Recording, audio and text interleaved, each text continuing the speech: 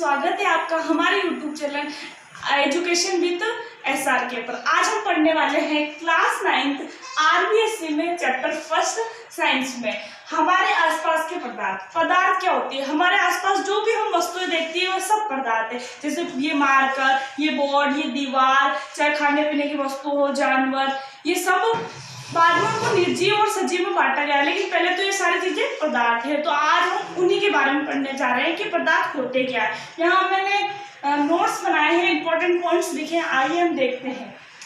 द्रव्य सूक्ष्म कणों से मिलकर बना होता है। द्रव्य, मैं द्रव की बात नहीं कर रही हूँ। द्रव मतलब पानी होता है, द्रव्य मतलब पदार्थ। पदार्थ को साइंस में, विज्ञान की भाषा में द्रव्य कहते हैं। द्रव्य सूक्ष्म कणों से मिलकर बना होता है। प्रत्येक चीज सूक्ष्म कणों से, ये दीवार है छोटे छोटे पत्थर से, कंकड़ से बनी हुई है, तो ये सूक्ष्म कणों से बना होता है।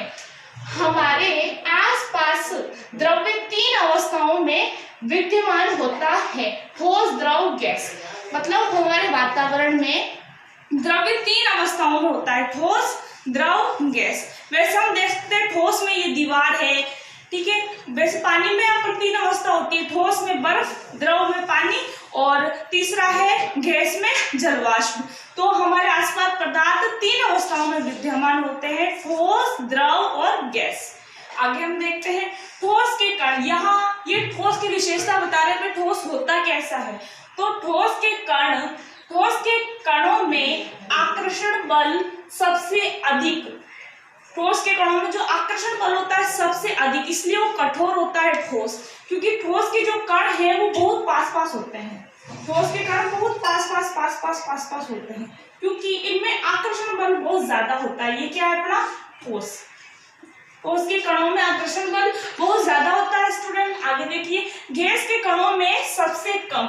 जो गैस के कण होते हैं उनमें आकर्षण बल बहुत कम होता है। एक कण यहाँ है, एक कण यहाँ है, एक कण यहाँ है, क्योंकि इनमें आकर्षण बल बहुत कम है, इसलिए बहुत दूर दूर होते हैं।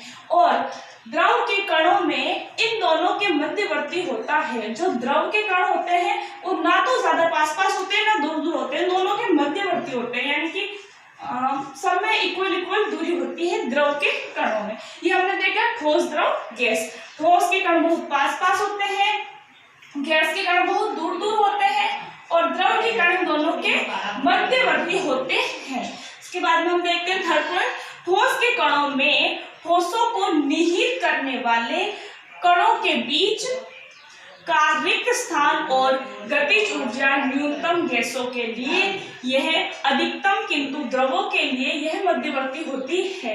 मतलब ये मैंने यहाँ समझा, ये यही बात बोलना चाह रहा है कि जो ठोस के कण है वो बहुत पास पास होते हैं, ठीक है। क्योंकि यहाँ हम देख रहे हैं कि जो ठोस के कण है बहुत पास पास है, इनकी गतिज ऊर्जा बहुत कम है। द्रव के कण थोड़े दूर दूर है, इनकी गतिज ऊर्जा थोड़ी है अधिक।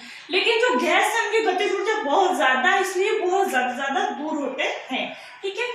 अब देखिए हमारा लास्ट पॉइंट है, पदार्थ की अवस्थाएं अंतः परिवर्तित होती है। मतलब ये स्वयं ही परिवर्तित होती रहती है। पदार्थ की अवस्थाओं में परिवर्तन ताप और दाब में परिवर्तन से किया जाता है। मतलब जो ये पदार्थ की अवस्थाएं की जो ठोस, द्रव और गैस है, इनकी जो अवस्थाएं हैं इनमें परिवर्तन किसके कारण होता है?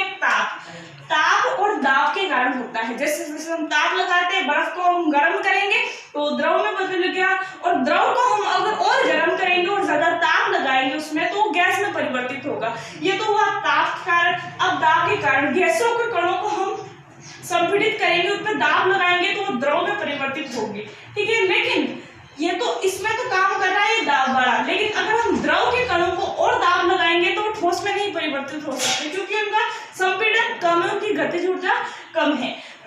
फ्रेंड्स, आज की क्लास में इतना ही। प्लीज हमारे चैनल को सब्सक्राइब कीजिए, लाइक कीजिए, कमेंट्स कीजिए और ज्यादा से ज्यादा शेयर कीजिए। धन्यवाद।